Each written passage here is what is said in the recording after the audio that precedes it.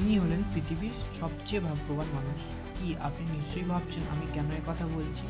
চলুন তাহলে জেনে নিন। এনার নাম সুতোমো ইয়ামাগুচি। তখন 1945।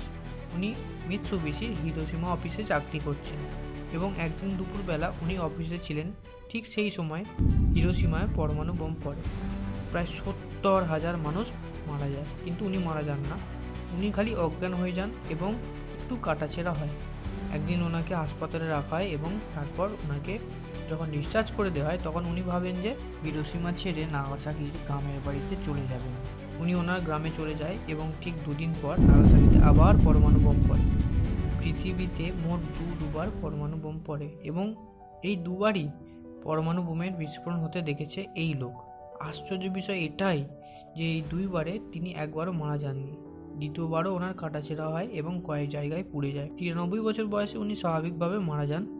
উনি পৃথিবীর একমাত্র মানুষ যিনি দুটো পারমাণবিক বোমকে ফেস করেছে এবং মারাও যায়নি।